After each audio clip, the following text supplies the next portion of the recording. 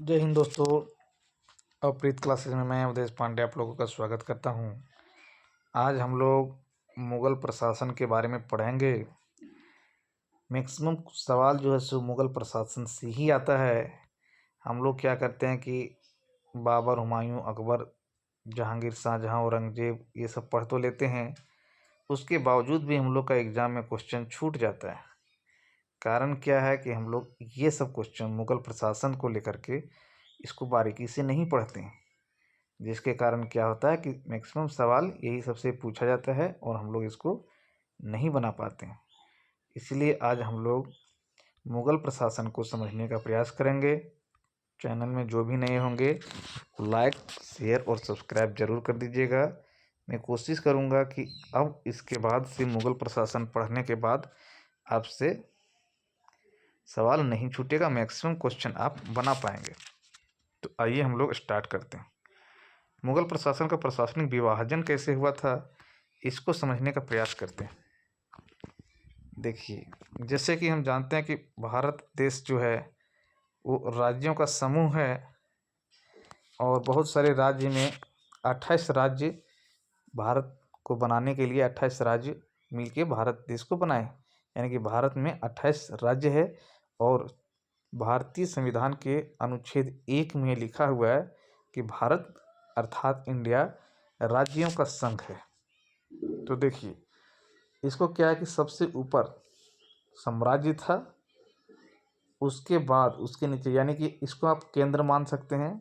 साम्राज्य हो गया पूरा सेंटर, उससे नीचे सूबा था। सूबा यानी कि राज्य, जैसे कि केंद्र सरकार होता है, उसके बाद 28 राज्य हैं। तो उसी तरह से राज्य को मुग़ल प्रशासन में राज्य को सूबा कहा गया था। और सूबा के नीचे जैसे कि राज्य के बाद जिला होता है, उसी तरह से मुग़ल प्रशासन में सूबा जो है सो कई सरकार में बटा हुआ था और सरकार फिर कई परगना में बटा था और परगना फिर ग्राम में बटा हुआ था। ये देखिए, परगना फिर ग्राम में बटा हुआ था। तो सवाल यहाँ पे ये पूछेगा कि मुग़ल प्रशासन का सबसे निचला जो ये भाग था उसका क्या नाम था। तो वो क्या था, गांव या ग्राम। एक हो गया। दूसरा सवाल यहाँ पे ये पूछता है, यहाँ से बनता है कि साम्राज्य जो है केंद्र में जो है सबसे हेड कौन था, उसको क्या बोलते थे। तो उसको बादशाह बोलते थे। बादशाह सर्वशक्तिमान होता था। सूबा जो होता था यानी राज्य, तो सूबा का हेड को सूबेदार बोलते थे। यानी कि कई सूबेदार राजा के अधीन होते थे। सूबेदार के नीचे फौजदार होता था। यानी सूबा जो है वो सरकार में बटा हुआ था और सरकार का हेड को फौजदार बोलते हैं। और सरकार फिर क्या था, परगना में बटा हुआ था। जैसे कि जिला जो है प्रखंड में बटा होता है, उसी तरह से सरकार परगना में बटा हुआ था और परगना के हेड को सिकदार बोलते थे।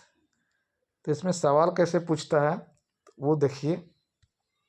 सवाल आपका पीटी या मेंस मतलब ऑब्जेक्टिव क्वेश्चन में पूछता है कि इसको रैंक वाइज जो है सीरियली से अरेंज कीजिए। तो सबसे ऊपर साम्राज्य, साम्राज्य से नीचे सूबा, सूबा के नीचे सरकार, सरकार के नीचे परगना और परगना के नीचे ग्राम। कभी कभी सवाल ये भी पूछ देगा कि जिला स्तर पर किस विभाग, मतलब जिला स्तर पर मतलब जो था बंटवारा किया हुआ था खंड जो था, उसको किस नाम से जाना जाता है। तो उसको सरकार बोला जाता है। और प्रखंड स्तर पर परगना। और सरकार का हेड जो था और रहता था उसको फौजदार बोलते थे। ये रैंक भी है, बादशाह से नीचे सूबेदार, सूबेदार से नीचे फौजदार और उसके नीचे सिकदार। उम्मीद करते हैं कि ये पेज में आप लोगों को किसी तरह का दिक्कत नहीं हुआ होगा। अब हम लोग नेक्स्ट पेज देखते हैं, केंद्रीय प्रशासन। इसमें देखिए, रिलेट करके समझने की कोशिश कीजिए। किस तरह से केंद्र सरकार चलता है केंद्र में और राज्य में राज्य सरकार चलता है। केंद्र में प्रधानमंत्री होते हैं और राज्य में मुख्यमंत्री होते हैं। उसी तरह से मुग़ल साम्राज्य में जो है मुग़ल प्रशासन भी उसी तरह से बटा हुआ था, तभी मुग़ल प्रशासन इतना दिन तक चल पाया। आखिर मुगल प्रशासन यानी मुगल काल इतना सालों तक, 100 सालों तक, 100 साल प्लस जो है चला, तो उसका पीछे क्या कारण था, किस तरह का प्रशासन था, ये इसीलिए इसको मेंस में भी पूछा जाता है ऐसे सवाल। तो अब हम लोग इसको पढ़ते हैं। मुगल में केंद्रीय प्रशासन में सर्वोपरि जो था वो बादशाह था। संपूर्ण शक्तियों का एकाधिकार था बादशाह के पास। सबसे पावरफुल पद जो था वो बादशाह यानी राजा के था। और राजा भी है जिसके अंडर जो है बहुत सारे मंत्री लोग रहते थे। मंत्री परिषद होता था, जैसे कि अभी प्रधानमंत्री होते हैं। प्रधानमंत्री का भी एक मंत्री परिषद होता है, जिसमें से आप देख सकते हैं विदेश मंत्री होता है, गृह मंत्री होता है, वित्त मंत्री होता है। इस तरह से बहुत सारे मंत्री होते हैं। उस तरह से मुगल प्रशासन में भी मंत्री परिषद हुआ करता था, जिसे विजारत के नाम से जाना जाता था। इसमें कौन कौन से पद होता था? वकील होता था, दीवान होता था, वजीर होता था, मीर बख्शी होता था और सद्र होता था। तो इसको एक एक करके हम लोग समझते हैं कि ये जो मंत्री परिषद जो है, इन लोगों का क्या क्या काम होता था। तो सबसे पहले देखिए, अकबर के समय में प्रधानमंत्री होता था। ये प्रधानमंत्री वकील, वजीर और दीवान को मिला करके एक पद बनाया गया, जिसको प्रधानमंत्री कहा जाता था। आपको पता होगा कि चंद्रगुप्त मौर्य का जो शासनकाल था, मौर्य वंश, उसमें चंद्रगुप्त मौर्य का प्रधानमंत्री चाणक्य थे, यानी कि उस टाइम भी यह पद था। तो ये देखिए, बादशाह के बाद सबसे महत्वपूर्ण पद था। वित्त संबंधी शक्तियां प्राप्त थी। पहले क्या था कि वित्त संबंधी जो देखरेख दीवान करता था, लेकिन प्रधानमंत्री को सारा पोस्ट दे दिया गया। वित्त संबंधी वजीर और वकील का काम भी प्रधानमंत्री ही करते थे। अगला देखते हैं मीर बख्शी। ये पोस्ट जो है मीर बख्शी, इसका काम क्या होता था? सेना विभाग का प्रधान होता था मीर बख्शी। सेना विभाग का प्रधान को मीर बख्शी कहा जाता था, लेकिन सेना का नेतृत्व मीर बख्शी नहीं करता था। ये बहुत इंपॉर्टेंट है, इसे याद रखना कि सेना का प्रधान मीर बख्शी तो होता था, लेकिन सेना का युद्ध में सेना का नेतृत्व मीर बख्शी नहीं करता था। उस टाइम कौन करता था? सेनापति। जैसे कि अभी क्या होता है कि डीजीपी रैंक के अफसर होते हैं, वो लोग सेना को लीड करते हैं, मेजर वगैरह होते हैं, लेकिन उन लोगों का हेड कौन होता है? तो रक्षा मंत्री। रक्षा मंत्री हेड होता है, यानी कि वैकेंसी निकालना, नियुक्ति करना, ये सब काम रक्षा मंत्री का होता है, लेकिन युद्ध में लीड करना रक्षा मंत्री का काम नहीं होता है। उसी तरह से मीर बख्शी का काम जो है क्या था? ये सेना विभाग का प्रधान होता था, और इसमें भर्ती करना, उसका रख रखाव, वेतन आदि का काम जो है वो मीर बख्शी का होता था। अगला पोस्ट है सद्र उस सद्र। अब इसको हम लोग देखते हैं। सद्र उस सद्र क्या होता था?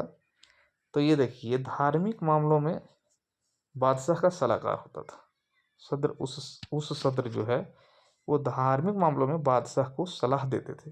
ये जितने भी मंत्री परिषद हैं, ये लोग बादशाह के सलाहकार होते थे। अंतिम निर्णय बादशाह ही लेता था। तो ये सद्र जो है वो धार्मिक मामले में सलाह देता था बादशाह। एक होता था मुख्य काजी। जैसे कि हम लोग का यहाँ पे सुप्रीम कोर्ट जो होता है, उस तरह से वहाँ पे मुख्य काजी जो है वो मुख्य न्यायाधीश का काम करते थे। जैसे किसी को कोई न्याय दिलाने या किसी को सजा देने का काम है, तो क्या सजा हो रहा है, इसका प्रावधान क्या है, वो राजा मुख्य काजी यानी अर्थात काजी से पूछते थे कि इसका क्या प्रावधान है, इस अपराध के लिए इसे क्या सजा दिया जा सकता है। ये जो है मुख्य काजी, वो राजा को, बादशाह को सलाह देते थे। अगला अगला जो है वो है मुहतसिब। इसमें क्या होता था?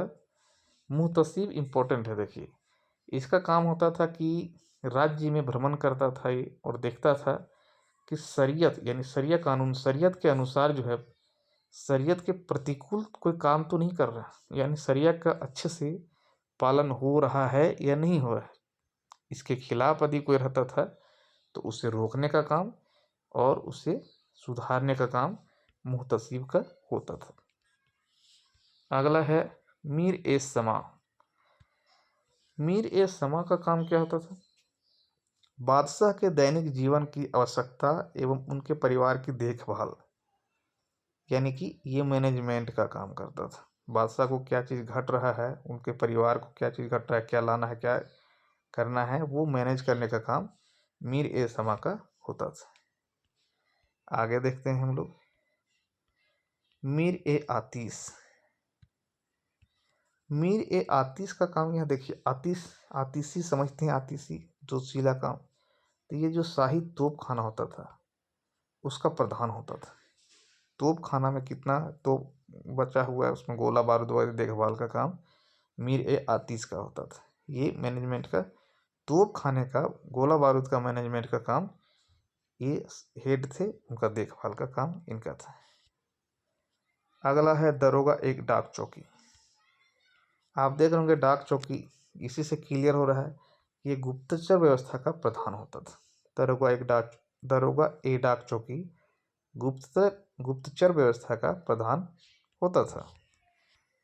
अब देखिए यहाँ पे एक और चीज़ क्या है, नोट में लिखे हैं कि मीर बख्शी द्वारा सरखत, ये इम्पोर्टेंट है, सरखत देखिएगा ध्यान से, मीर बख्शी द्वारा सरखत, ये मीर बख्शी क्या था, गृह मंत्री एक तरह से था, और इसके द्वारा मीर बख्शी के द्वारा सरखत नाम का एक पत्र होता था, उस पे जब ये साइन करता था उसके बाद ही हर महीने जो है सेना को वेतन मिलता था।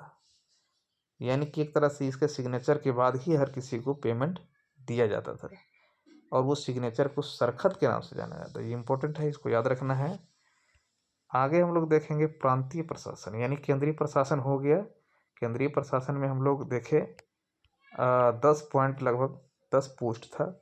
एक एक करके हम लोग सबका देख लिए कौन कौन सा पोस्ट था और उन लोगों का क्या क्या काम था। लगभग एक जैसा ही होगा यहाँ पे भी। प्रांतीय प्रशासन हम लोग देखते हैं। तो अब हम लोग देखे थे कि प्रांत मतलब कि जो पूरा संपूर्ण राज्य था वो सूबा में विभाजित था, ठीक ना। तो अब देखिए, चूंकि मुगल प्रशासन में, मुगल काल में बहुत सारे राजा हुए और मैक्सिमम जो है सो अकबर से स्टार्ट हुआ। तो अकबर के समय में 15 सूबा था, पहले 12 था। ऐसे अकबर जब जीता बहुत सारा युद्ध तो अपना साम्राज्य बढ़ाया और 15 सूबा इसके समय में हो गया था। सूबा इन द सेंस, आज के परिप्रेक्ष्य में हम लोग सूबा को राज्य से रिलेट करके समझ सकते हैं, यानी उस समय के सूबा यानी आज के राज्य। अभी भारत में 28 राज्य हैं, उस समय अकबर के शासनकाल में 15 सूबा यानी 15 राज्य थे। वहीं शाहजहां के शासनकाल में 18 सूबा थे, और औरंगजेब के समय में सबसे ज़्यादा 20 सूबा हुआ करता था। अब सूबा का जो हेड था उसको सूबेदार के नाम से जानते हैं। ये सूबेदार पोस्ट होता था, ये सूबे का प्रमुख अधिकारी होता था। जैसे राज्य का प्रमुख अधिकारी कौन था, बादशाह, उसी तरह से सूबा का प्रमुख अधिकारी जो है वो सूबेदार होता था। अपने सूबे में बादशाह के समान, यानी सूबा का हेड सूबेदार हो गया और राज्य का पूरा साम्राज्य का हेड बादशाह। इसमें भी बहुत सारा पोस्ट था, जैसे कि दीवान, सूबा में भी दीवान होता था। ये दीवान जो वित्त अधिकारी था, वित्त संबंधी लेन देन का ये देख रेख करता था। लेकिन इम्पोर्टेंट ये यहाँ पे ये है, ये केंद्रीय दीवान के अधीन था। यानी कि सूबा में जो वित्तीय कलेक्शन, फिनेंशियल जो कलेक्शन होता था वो ये सूबेदार को ना दे करके ये डायरेक्ट केंद्र को भेजता था। ये इसमें इम्पोर्टेंट है, यानी दीवान जो है वो सूबेदार के अंदर ना होकर के ये केंद्रीय दीवान के अधीन काम करता था। अगला देखिए बख्शी, ये सेना का प्रधान, सूबा में सेना का प्रधान। अभी हम लोग देखे थे केंद्रीय प्रशासन में, क्या देखे कि वहाँ पे मीर बख्शी था, है ना। और राज्य प्रशासन में देखे हम लोग यहाँ बख्शी है सिर्फ, ये सेना का प्रधान होता था। केंद्र के समान ही प्रांतों में न्याय व्यवस्था भी विद्यमान थी। ये हो गया आपको। अब देखिए मनसबदार, यानी कि सैनिक के बारे में पढ़ते। तो मनसबदार क्या था, मनसबदार के सैनिक थे। उन लोगों को क्या है, बहुत सारे सेना को मनसबदार की कैटेगरी में बांटा हो गया था। तो मनसबदार एक तरह से एक कैटेगरी बांटा हुआ था। तो जिस टाइप का जो मनसबदार था उसको उस टाइप का सैलरी दिया जाता था, जिससे रैंक मतलब एक तरह से रैंक कह सकते हैं। तो एक मनसबदार हो गया, ये सैनिक हो गया। एक अहदी सैनिक था, एक अहदी टाइप का सैनिक था।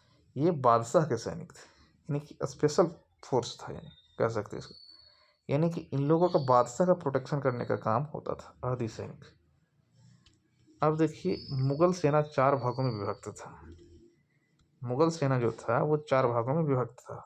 पहला पैदल सेना, दूसरा घुड़सवार सेना, तीसरा तोपखाना और चौथा हाथी सेना।